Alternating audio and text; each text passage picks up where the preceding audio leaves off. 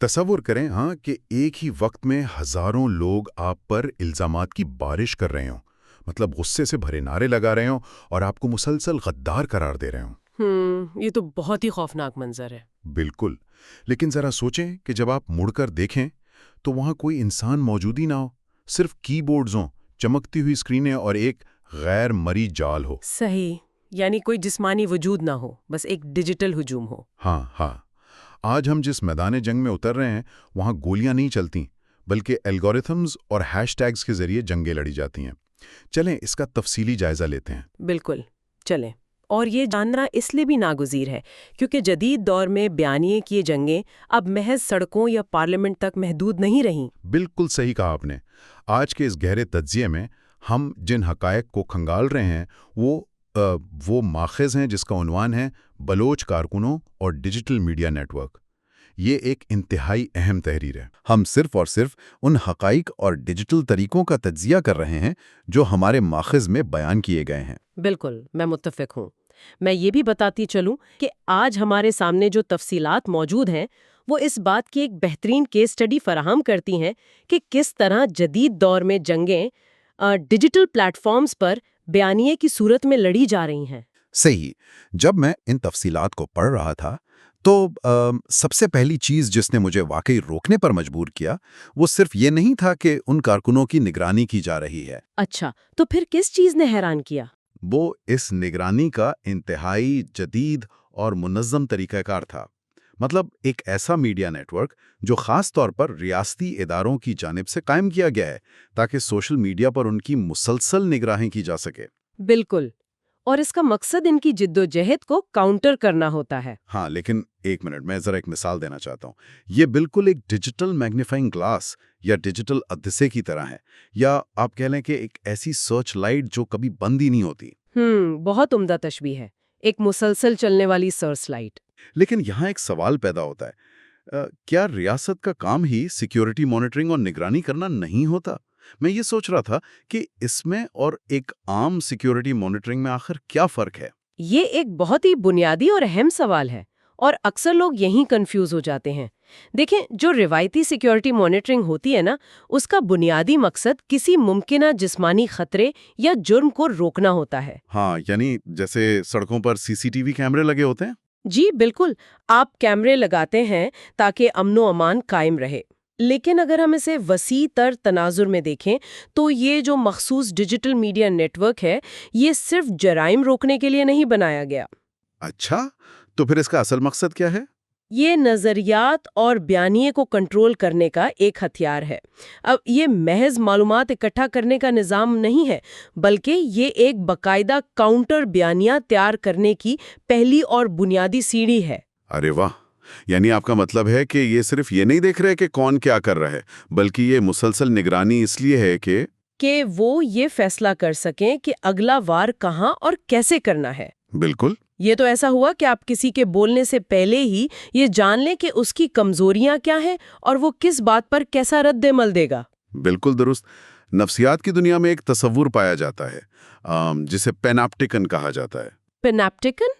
میں نے شاید سنا اس بارے میں، یہ کسی قید خانے کا خاکہ ہوتا ہے نا؟ جی ہاں، یہ ایک ایسے قید خانے کا ماڈل ہے جہاں قیدیوں کو یہ نہیں معلوم ہوتا کہ انہیں اس وقت نگہبان دیکھ رہا ہے یا نہیں، لیکن وہ یہ جانتے ہیں کہ انہیں کسی بھی وقت دیکھا جا سکتا ہے۔ تو اس کا مطلب ہے کہ وہ ہر وقت ایک خوف میں رہتے ہیں۔ بالکل، اور اس کا نتیجہ کیا نکلتا ہے؟ قیدی خود بخود اپنے رویے کو کنٹرول کرنے لگتے ہیں۔ ڈیجیٹل دنیا میں بھی جب نگرانی یہ شکل اختیار کر لے تو اس کا پہلا اثر سیلف سینسرشپ کی صورت میں نکلتا ہے۔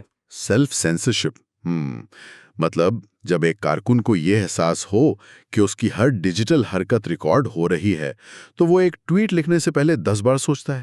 جی، اور طبعی دنیا کی نسبت ڈیجیٹل دنیا زیادہ بے رحم ہے کیونکہ یہاں سے کچھ غائب نہیں ہوتا۔ یہ واقعی خوفناک ذہنی دباؤ ہے، اور ڈیجیٹل قدموں کے نشان تو ہمیشہ محفوظ رہتے ہیں، لیکن ہمارے ماخذ بتاتے ہیں کہ یہ نیٹ ورکس صرف خاموش نگرانی پر اکتفا نہیں کرتے۔ ہاں، نگرانی تو بس پہلا قدم ہے نا۔ اصل کھیل وہاں شروع ہوتا ہے جب اس ڈیٹا کی بنیاد پر نشانہ بنانے کا عمل شروع ہوتا ہے، اور اس کا طریقہ کار بالکل یکساں اور مشینی ہے۔ یہاں بات واقعی بہت دلچسپ ہو جاتی ہے، کیونکہ حقائق بتاتے ہیں کہ نشانہ بنانے کا یہ طریقہ کار اتنا منظم ہے کہ ایک ہی پوسٹ کو بیک وقت متعدد اکاؤنٹ سے شیئر کیا جاتا ہے۔ بالکل، تاکہ ایک منظم پروپیگنڈا اور دباؤ پیدا کیا جا سکے۔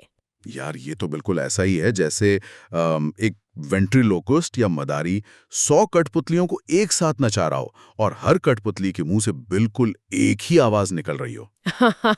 یہ مداری والی مثال اس پورے نظام کو سمجھنے کے لیے بہترین ہے۔ ہم اسے تکنیکی زبان میں بوٹ نیٹ ورکس یا ٹرول فارمز کہتے ہیں۔ ہاں، اور دیکھنے والے کو لگتا ہے کہ ایک بہت بڑا ہجوم غصے میں ہے، حالانکہ ساری آوازیں ایک ہی کنٹرول روم سے آ رہی ہوتی ہیں۔ بالکل، اور یہاں جو بات سب سے زیادہ حیران کن ہے وہ یہ ہے کہ یہ طریقہ کار محض پڑھنے والے پر دباؤ نہیں ڈالتا، بلکہ یہ باقاعدہ ٹویٹر اور فیس بک جیسے پلیٹ فارمز کے الگوریدمز کے ساتھ کھلواڑ کرتا ہے۔ الگوریدمز کے ساتھ؟ ہاں، لیکن ایک منٹ، کیا یہ پلیٹ فارمز جنہیں اربوں ڈالرز کی ٹیکنالوجی کمپنیاں چلاتی ہیں اتنے بے وقوف ہیں؟ یہی تو، سب کو یہی لگتا ہے کہ الگوریدم کو دھوکہ دیا جا رہا ہے۔ مطلب ہم تو یہی سنتے آئے ہیں کہ ان کے الگوریدم بہت سمارٹ ہیں اور فیک اکاؤنٹس کو فوراً پکڑ لیتے ہیں۔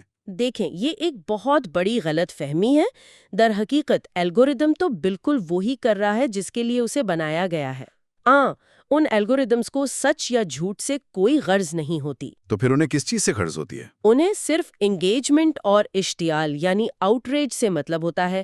جتنا زیادہ شور ہوگا، جتنا زیادہ تنازع ہوگا، لوگ اتنا ہی زیادہ وقت اسکرین پر گزاریں گے۔ اوہ، یہ تو بہت گہری بات ہے۔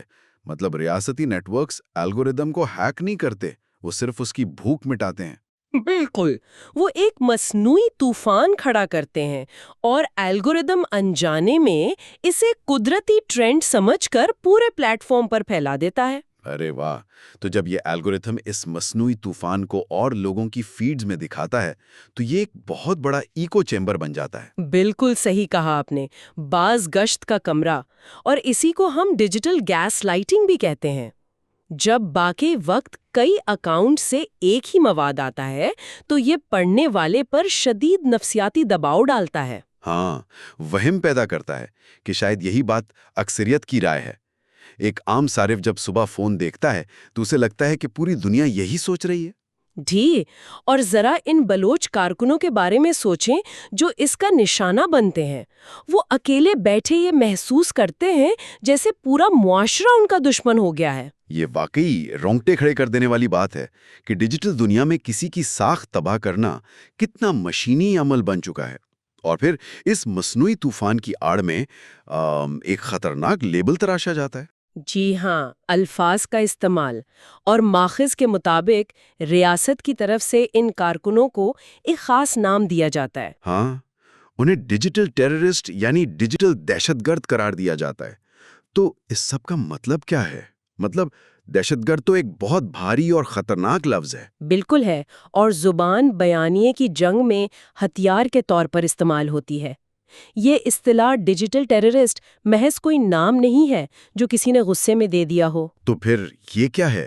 یہ تو ایسا لفظ ہے جو عام طور پر خون ریزی اور جسمانی تباہی سے جڑا ہوتا ہے نا؟ جب اسے کی بورڈ استعمال کرنے والوں کے لیے بولا جائے تو بات کچھ اور ہی لگتی ہے۔ دیکھیں، یہ ایک باقاعدہ فریم ورکنگ ہے۔ یہ ریاست کی جانب سے کارکنوں کی سرگرمیوں کو غیر قانونی قرار دینے کا ایک ڈیجیٹل ٹول ہے۔ فریم ورکنگ مطلب یہ ایک قانونی جال ہے تاکہ اپنے کریک ڈاؤن کو جواز فراہم کیا جا سکے۔ 100% درست۔ جب آپ کسی کو ناقد یا سیاسی مخالف کہتے ہیں تو بین الاقوامی قوانین کے تحت اس کے کچھ حقوق ہوتے ہیں، اختلاف رائے کی گنجائش ہوتی ہے۔ ہاں، جمہوری نظام میں تو ایسا ہی ہوتا ہے۔ لیکن جیسے ہی آپ کسی کے ساتھ دہشت گرد کا لیبل چپکا دیتے ہیں تو آپ اسے اس دائرے سے ہی باہر نکال دیتے ہیں جہاں اسے ہمدردی یا قانونی تحفظ مل سکتا ہے۔ مائی گاڈ، یہ تو ایک مکمل مائنڈ گیم ہے۔ اس کا مطلب ہے کہ ڈیجیٹل کا لاحقہ لگا کے دہشت گردی کی روایتی تعریف کو اتنا پھیلا دیا گیا ہے کہ اس میں اختلاف رائے بھی آ جائے۔ بالکل، اب آپ کو خطرہ بننے کے لیے ہتھیار اٹھانے کی ضرورت نہیں ہے۔ اگر آپ کی ٹویٹ ریاستی بیانیے سے مختلف ہے تو اس نئے بیانیے کے تحت آپ بھی اسی کٹہرے میں کھڑے ہیں۔ یہ تو اختلاف رائے کو سیدھا سیدھا جرم بنا دینے والی بات ہوئی، اور ڈیجیٹل سپیس میں ہونے والی بحث کے نتائج اس حد تک خطرناک ہو جاتے ہیں۔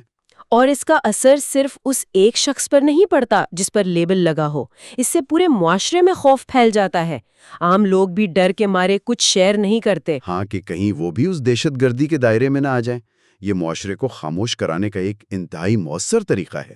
بالکل، اور ماخذ میں بیان کیے گئے اس پورے میکانزم کا یہی حتمی ہدف ہوتا ہے۔ یہ جاننا واقعی آنکھیں کھول دینے والا ہے۔ اگر ہم اس ساری گفتگو کو سمیٹنے کی کوشش کریں تو یہ ایک باقاعدہ سائیکل نظر آتا ہے۔ جی، ایک مکمل چکر ہے۔ سب سے پہلے ریاستی ادارے ڈیجیٹل نیٹ ورک کے ذریعے مسلسل نگرانی کا جال بچھاتے ہیں، پھر منظم ہم آہنگ پوسٹس اور بوٹ اکاؤنٹس کے ذریعے ایک ایکو چیمبر بناتے ہیں، اور آخر میں مخصوص لیبلز جیسے ڈیجیٹل ٹیررسٹ کے ذریعے بیانیے کو کنٹرول کرتے ہیں۔ بالکل، اور اس بات کو سمجھنا سننے والوں کے لیے اس لیے ضروری ہے کیونکہ یہ جدید ڈیجیٹل دور میں معلومات کے بہاؤ کو سمجھنے کی کلید ہے۔ جی ہاں، ہم جو کچھ آن لائن دیکھتے ہیں وہ ہمیشہ ویسا نہیں ہوتا جیسا نظر آتا ہے، یہ جاننا بہت اہم ہے۔ بالکل درست۔ نشست کے اختتام پر میں سننے والوں کے لیے ایک نیا اور گہرا سوال چھوڑنا چاہتا ہوں۔ ہم نے یہ تو سمجھ لیا کہ نگرانی اور لیبلز کیسے کام کرتے ہیں، لیکن ذرا سوچیں، کیا سوال ہے؟ ایک ایسی دنیا میں جہاں طاقتور ادارے بوقت ہزاروں اکاؤنٹس کے ذریعے ایک منظم ڈیجیٹل بیانیہ تیار کر سکتے ہیں، وہاں ایک عام انٹرنیٹ صارف کے لیے یہ تفریق کرنا کیسے ممکن ہے؟ کس چیز کی تفریق؟ یہ تفریق کرنا کہ اسکرین پر نظر آنے والا عوامی غصہ یا رائے واقعی حقیقی ہے یا محض ایک تیار کردہ ڈیجیٹل وہم؟ یہ ایک ایسا سوال ہے جس پر ہم سب کو ضرور غور کرنا چاہیے۔